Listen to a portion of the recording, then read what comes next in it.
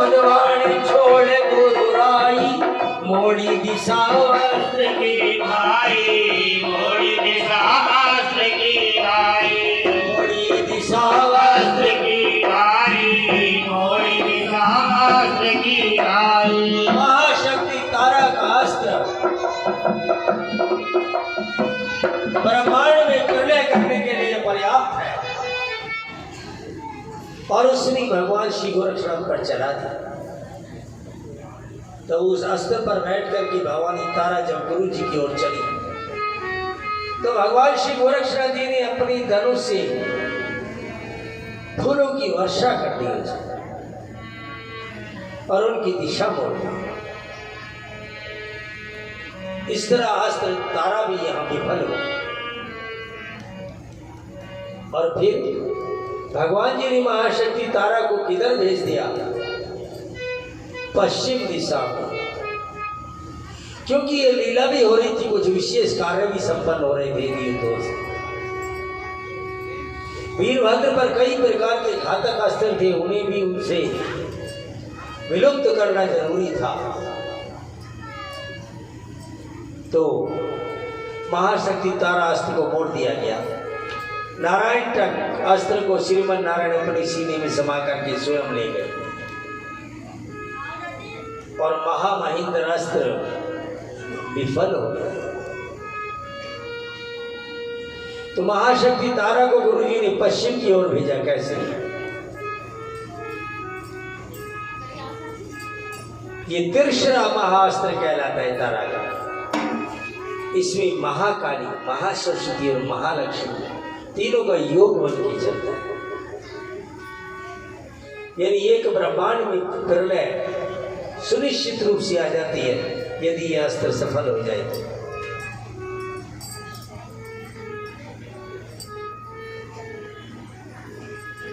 और भेज दिया पश्चिम की ओरा, नाश करने असुरों का डेरा, नाश करने असुरों का डेरा।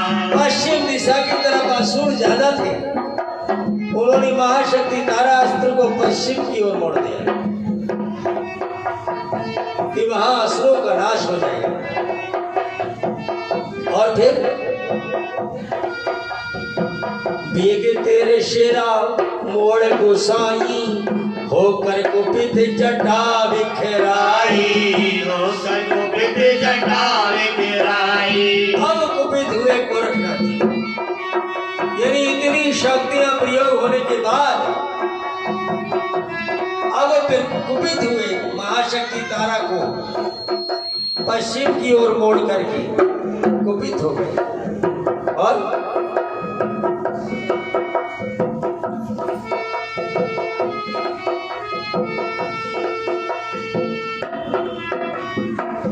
नैन लाल मुख अगनी रे बोला, और हाथों पर कैलाश को तोला, हाथों पर कैलाश को तोला।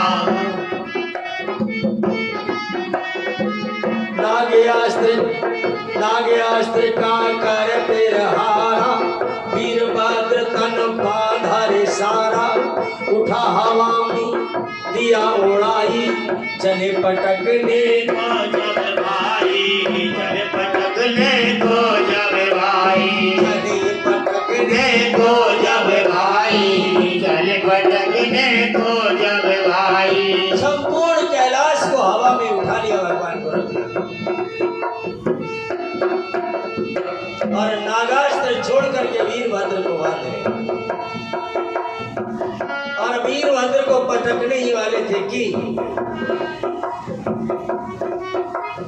वीरभद्र का नाथ जी, वीरभद्र का नाथ जी, और करने चले विनाश, करने चले विनाश। और देख श्री हरि ने कहा, देख श्री हरि ने कहा, और देख श्री हरि ने कहा, देख श्री हरि ने कहा। और सुनो नाथ हरिदास, सुनो नाथ हरिदास। एकदम श्री नारायण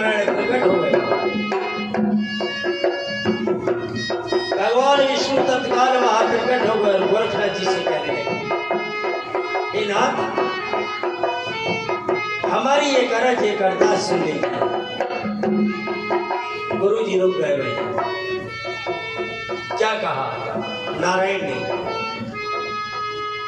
वीरभद्र चरणों तेरे, वीरभद्र चरणों तेरे, और वीरभद्र चरणों तेरे, वीरभद्र चरणों तेरे, और सदा रहा वरदान, सदा रहा वरदान। युद्ध हुआ ये भूल में, युद्ध हुआ ये भूल में, और युद्ध हुआ ये भूल में, युद्ध हुआ ये भूल में, और वीर जाने आचार, वीर जाने आता। कहो शिव गोरख जी की जय, भवानी शंकर जी की जय। प्रभु, ऐसा ना हो कि कहीं तुम्हें पछताना पड़े। वीरभद्र तो सदैव आपके चरणों का दास है, आपकी सेवा में ही रहता है, और ये युद्ध अनजाने नहीं हुआ, एक दूसरे को सही तरीके से न जानने में हुआ। नारायण ने कहा, और क्या कह रहे हैं? आप रूप की योगिक माया, ये मूर्ख पहचान न पाया, ये मूर्ख पहचान न पाया। तुमसे बैर भाव नहीं कोई, अटल सुरक्षा करता जो, अट सुरक्षा करता जोई। हे गोरख मुनि तन की भारी, क्योंकि चामुंडा अवतारी, क्योंकि चामुंडा अवतारी, आई थी प्रतिशोध चुकाने।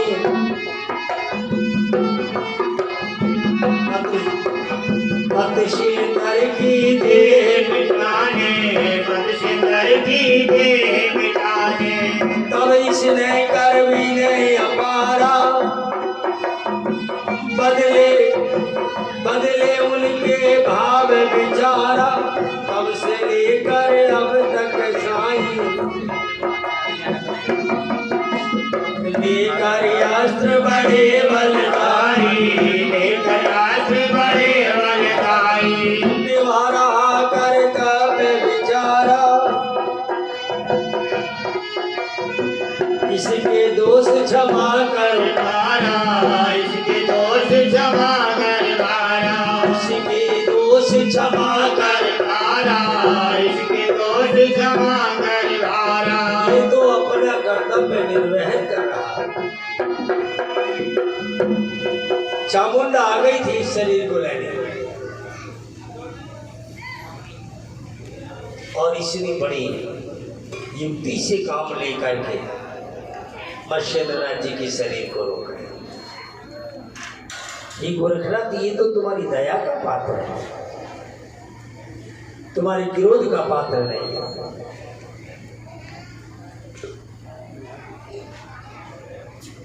भगवान श्री गोरक्षनाथ जी ने जब ये सुना तो एकदम शांत हो गए और अपना परिचय दिया।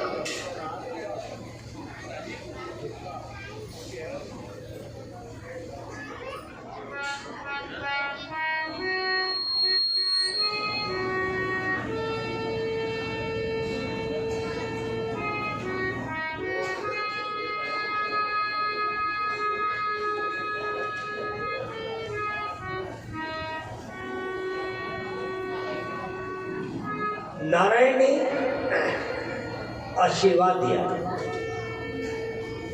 और नारायण आशीष सुनाई, सदा सुयस पाओ सुख भाई, वीरभद्र गुरुनाथ को, और समझा कर भगवान, और शिव में धाम कैलाश से, शिव में धाम कैलाश से, और हो गए अंतर ध्यान, हो गए अंतर ध्यान। कहने लगे गुरुनाथ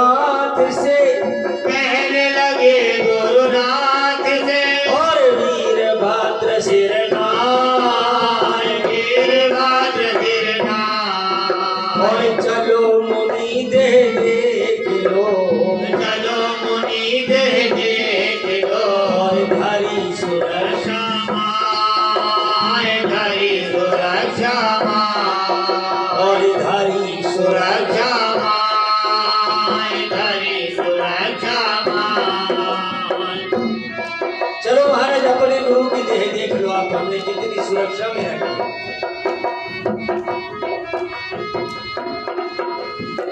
हमने अपनी जान की बाजी लगा करके इस लाश को सुरक्षित रखा है, वीरभद्र ने कहा। और हम ना होते ना महाराज, तो हमारे गण तो सब माता काली को देख के एकदम ही भाग गए थे। अगर हम ना होते तो ये मत्स्येंद्र नदी की काया कार्य ये भी ना होती। गुरु जी ने बड़े ध्यान से देखा वीरभद्र को कि वीरभद्र के मन में अहंकार का उदय हो रहा है। उसके मन में इस भावना की पूरी जागृति हो रही है कि यदि मैं नहीं होता तो ये शरीर नहीं बचता। भगवान श्री गोरक्षनाथ जी झुके और मुनि मत्स्येंद्र का शरीर उठाने लगे। वीरभद्र ने कहा नहीं मारा, हमने सुरक्षा में रखा है, आप हमें आदेश करो, हम ही वहां पहुंचा देते हैं जहां आप चाहो। गुरु जी एकदम पीछे हट गए, कहने लगे ठीक है।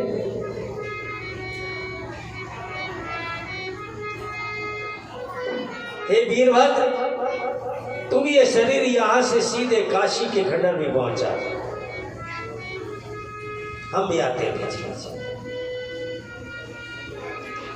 वीरभद्र शरीर को उठाने के लिए झुके, थोड़ा बल लगाया, थोड़ा और बल लगाया, पूरा बल लगा दिया। एड़ी से लेकर सिर तक पसीने में नहा गया। उठाना तो दूर, मत्स्येंद्रनाथ के शरीर को हिला भी नहीं सका।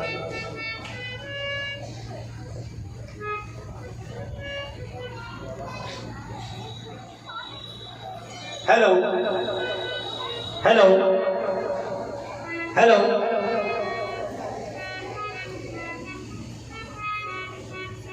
उठाना तो बहुत बड़ी बात थी, शरीर को हिला भी नहीं सका। थक गया और पसीने में सराबोर हो गया। हाथ जोड़ करके भगवान श्री गोरक्षनाथ जी से कहने लगा, हे प्रभु, वास्तव में किसी की सामर्थ्य नहीं है इनको उठाने की। इनके मृत शरीर में ही इतनी शक्तियां हैं कि जिसका भार आप ही जैसा कोई अवतारी पुरुष उठा सकता है। और इतना सुनकर भगवान श्री गोरक्षनाथ जी ने सहजता से मत्स्येंद्रनाथ का शरीर अपनी कंधे पर डाल दिया और ले आया।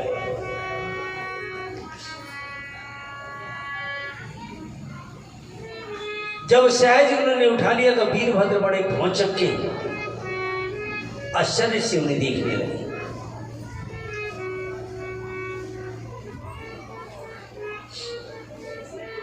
और भगवान श्री गोरक्षनाथ तय खाने में आ गए और तय खाने मिला धरा, तय खाने मिला धरा, मत्स्येंद्र तन मत्स्येंद्र तन और देखा बूढ़ी मात ने, देखा बूढ़ी मात ने, और अजब अचंबा,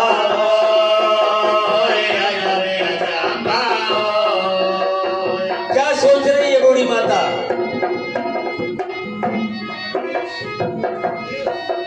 और जिसके मेरे सामने, जिसके मेरे सामने, और टुकड़े किए हजार, टुकड़े किए हजार, और फिर कैसे ये जुड़ गए, फिर कैसे ये जुड़ गए, फिर कैसे ये जुड़ गई, फिर कैसे ये जुड़ गए, और माया जब अपार, माया गजब अपार, और माया गजब अपार, माया गजब अपार, और जोड़ हाथ कहने लगी, जोड़े हाथ कहने लगे, और धर चरणों में मात धर चरणों में मात, और धर चरणों में मात धर चरणों में मात,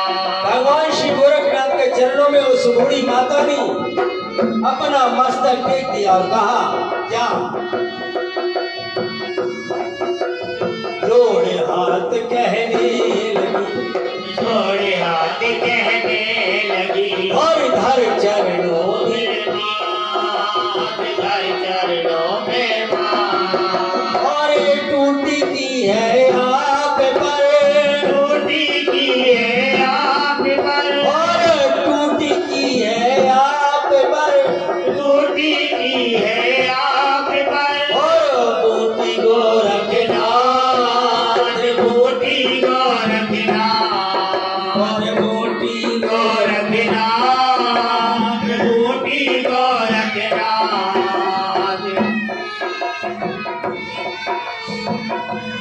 बूढ़ी माता ने भगवान श्री गोरक्षनाथ जी से कहा कि महाराज, मैं ये जान गई हूं कि आपके पास टूटी की बूटी है, और इधर महारानी रेवती अपने मन में निश्चिंत थी कि मुझे पुत्र भी प्राप्त हो गया और मैंने अपनी सुहाग को भी अमर कर लिया। जब मैंने शरीर ही खत्म कर दिया तो अभी फिर जाएंगे कहाँ? अब कहीं नहीं जाएंगे।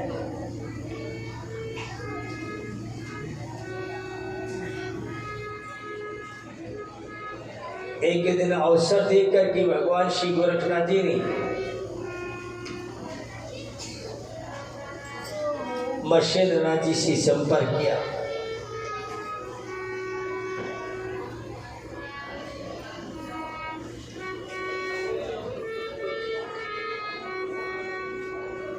कह लगे, अब कितने दिनों में आओगे प्रभु? अब तो काशी का राजकुमार 10 वर्ष का हो गया।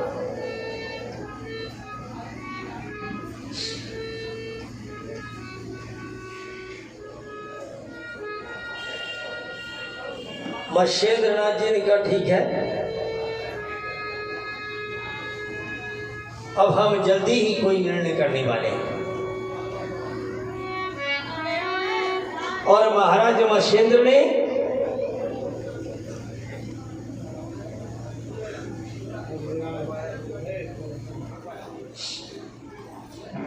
अपने मंत्रिमंडल की पूरी सभा बुलाई।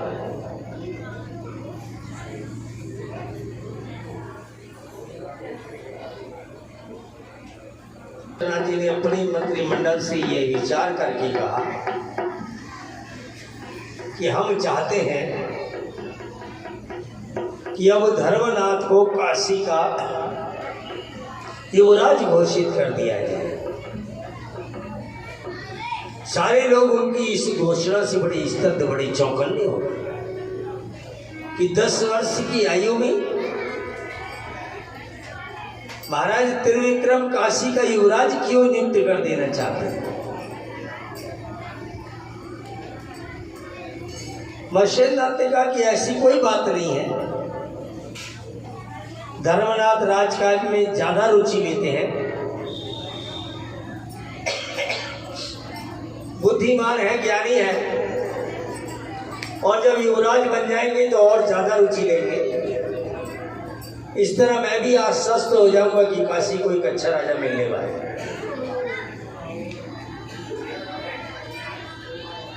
मंत्रिमंडल ने कहा, ठीक महाराज, जैसे आपकी इच्छा।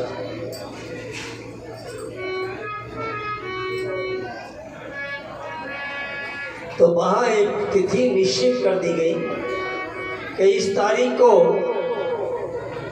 संपूर्ण जनमानस के सामने धर्मनाथ को काशी का युवराज घोषित किया जाए।